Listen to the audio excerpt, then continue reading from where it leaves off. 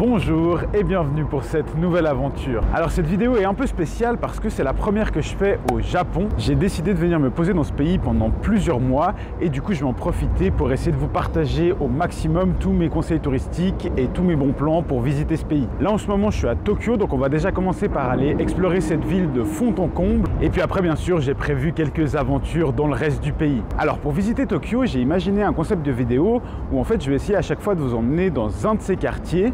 Cela va représenter une série de 6 vidéos et le but ce sera de vous présenter ce que l'on peut faire dans chacun des quartiers les plus connus de la ville en environ une journée de tourisme. Après bien sûr, en fonction du temps que vous avez sur place, vous pouvez étaler les visites sur 2 jours ou les compresser sur une demi-journée.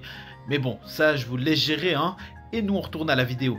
Là actuellement je suis en train de me balader le long de la rivière Sumida et ça tombe bien parce qu'elle passe pile au milieu des endroits qu'on va aller visiter aujourd'hui. Pour cette première visite, je vous emmène visiter le quartier d'Asakusa et un peu tout ce qu'il y a à faire autour. Asakusa c'est vraiment un quartier emblématique de la ville de Tokyo, surtout pour son temple Sensoji qui est l'un des endroits les plus visités du Japon. Vous allez voir que c'est un quartier très folklorique et très animé. Et puis bon, en vrai, je vais arrêter de vous en parler. On va directement aller voir sur place ce que ça donne. C'est parti pour ce premier épisode de mes aventures au Japon.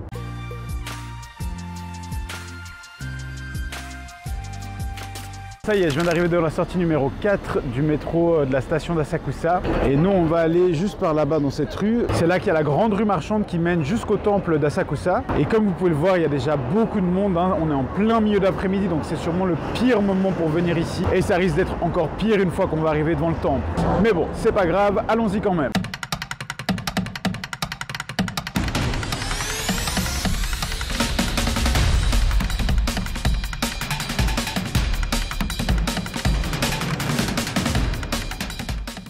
Si vous le souhaitez, avant de visiter le temple, vous pourriez faire un tour du quartier dans un rickshaw, autrement dit un pouce-pouce, pour la somme de 3000 yens.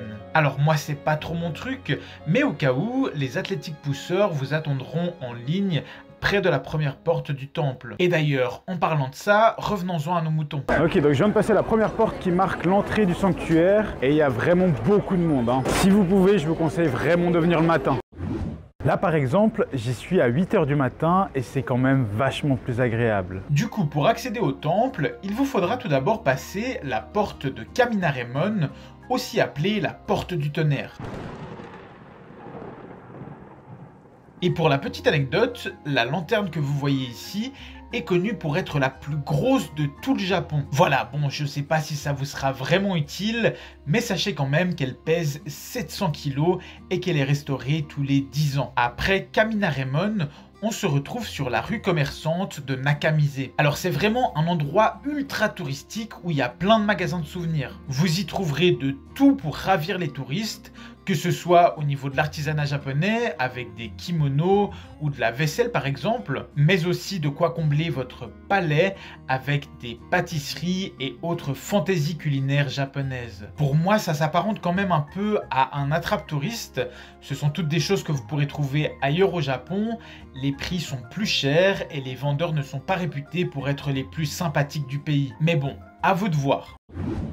Après Nakamise, on arrive à la deuxième grande porte du Sensoji qui cette fois-ci marque définitivement l'entrée dans le temple principal. Alors cette deuxième porte est très impressionnante. Hein. Il y a 2 grandes statues de géants qui gardent l'entrée et qui sont des protecteurs dans la religion bouddhiste.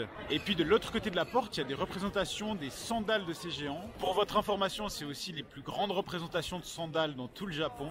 Et il paraîtrait qu'il faudrait les toucher pour nous porter bonheur. Le temple Sensoji est dédié à la déesse bouddhiste Kannon qui symbolise la miséricorde. Comme dans tous les temples du pays, avant la salle des trésors, vous trouverez une place où les Japonais viennent faire leurs prières et leurs offrandes. En échange de quelques pièces, vous pourrez par exemple tirer une prédiction sur votre avenir. Si elle est bonne, vous pourrez la garder. Par contre, si elle est mauvaise, il vous faudra l'attacher sur place pour conjurer le mauvais sort. Vous pourrez aussi vous laver à l'aide d'une eau sacrée. Et ici, au Sensoji, en vous immergeant dans la fumée de l'encens qui brûle dans cette grande urne. Et bien sûr, vous pourrez aussi acheter tout un tas de porte-bonheur directement au magasin du temple. Et finalement, au bout du chemin, on arrive à la partie la plus importante, la salle des trésors où se font les prières.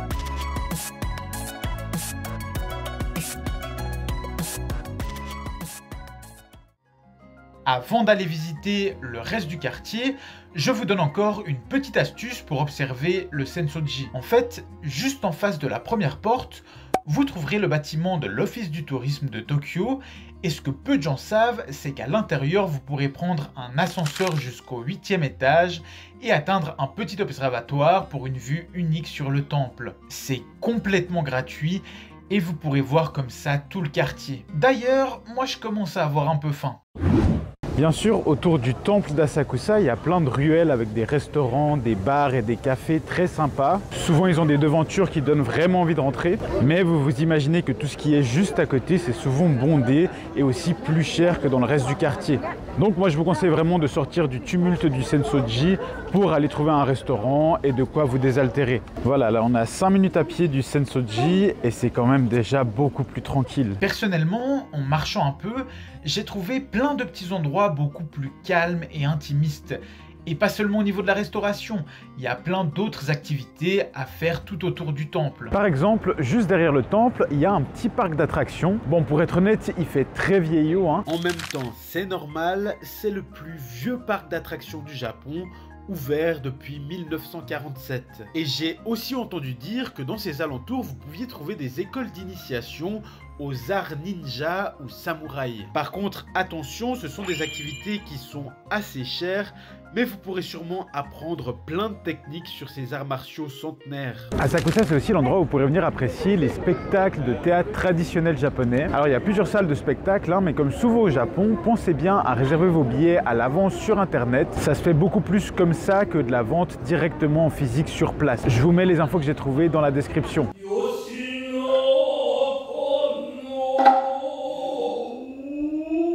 Mais Asakusa, c'est aussi le quartier de l'artisanat japonais. Et si vous vous baladez un peu dans ces ruelles, vous pourrez trouver plein de boutiques qui vendent de la vaisselle japonaise, des couteaux japonais ou tout autre objet confectionné par les artisans du pays. Bon, ça y est, je suis revenu à la station de métro d'Asakusa. Et puis maintenant, on va passer de l'autre côté de la rivière Sumida pour aller voir la plus grande tour de Tokyo et tout ce qui se cache dans ses alentours. En traversant la rivière Sumida, vous pourrez avoir une vue superbe sur les bâtiments de la compagnie Asahi, une célèbre marque de bière japonaise. Oui, c'est bien ces deux bâtiments dorés là. L'idée de base de l'architecte français qui les a conçus, c'était de représenter deux shops de bière. Alors pour le premier, je veux bien. Mais pour le deuxième, faut quand même chercher un petit moment, et il est aujourd'hui sobrement surnommé l'étron d'or. Bon, de toute façon, nous, notre objectif, il est plus loin, et comment dire, vous pourrez difficilement le louper. Ça y est, je viens d'arriver devant la plus haute tour de Tokyo, la Skytree. Alors la Skytree, c'est une tour radio qui mesure 634 mètres de haut et qui a été construite en 2012. Je trouve qu'elle paraît pas comme ça, mais il faut quand même se rendre compte que c'est la deuxième plus haute tour du monde après le Burj Khalifa que je suis déjà allé voir en début de voyage. Alors bien sûr, vous pourrez monter en haut de la Skytree pour avoir une vue panoramique sur tout Tokyo. Je crois que ça coûte environ 3000 yens par adulte, mais moi c'est pas ce que je vais faire et je vais vous donner comme ça ma petite astuce pour quand même avoir un joli point de vue en hauteur et ne pas avoir besoin de payer les 3000 yens de l'entrée. En fait, on va aller dans le bâtiment qui est juste derrière la Skytree ici et vous allez voir qu'on va pouvoir monter jusqu'à son sommet. Moi, pour me situer, j'utilise les deux statues de Kirby ici et on va rentrer par l'entrée qui est juste là-bas derrière. Une fois dedans, rendez-vous au 6e étage et de là, on va prendre un ascenseur pour monter jusqu'au 30e.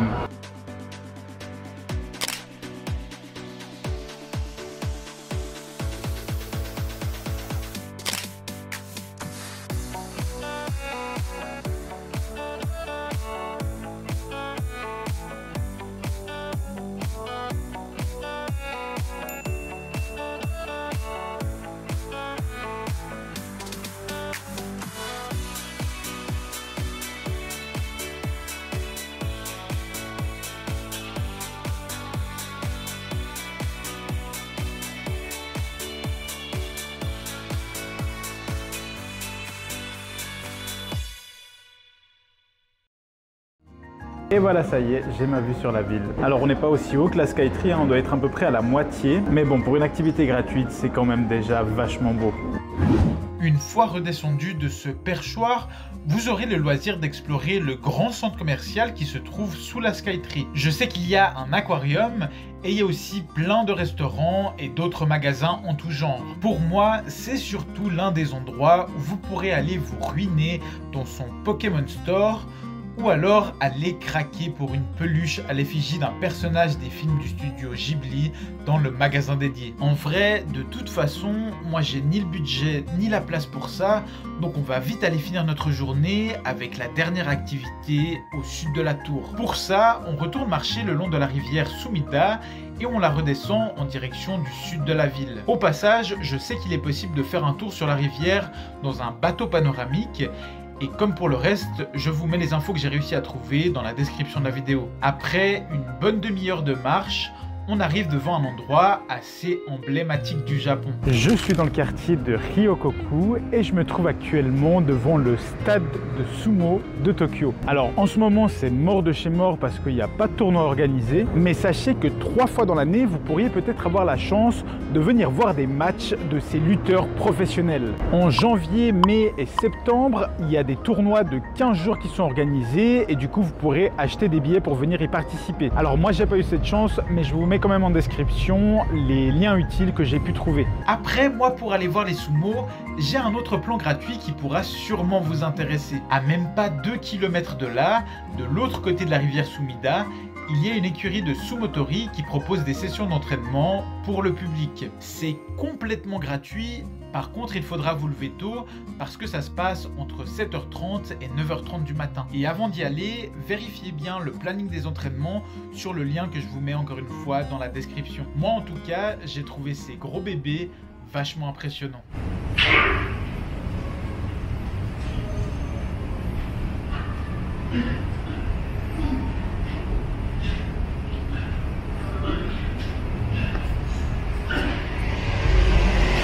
Ah, et dernière chose avant que je rentre me reposer, sachez que juste derrière le stade de sumo, il y a un grand musée très connu à Tokyo qui retrace toute la période Edo du Japon. C'est notamment durant cette période que le Japon a fermé ses frontières au reste du monde pendant près de 200 ans. Ce musée, c'est un très bon moyen pour vous permettre de comprendre un peu mieux le fonctionnement actuel du pays et de ses habitants à travers son histoire. Malheureusement, le musée d'Edo est fermé jusqu'à début 2026.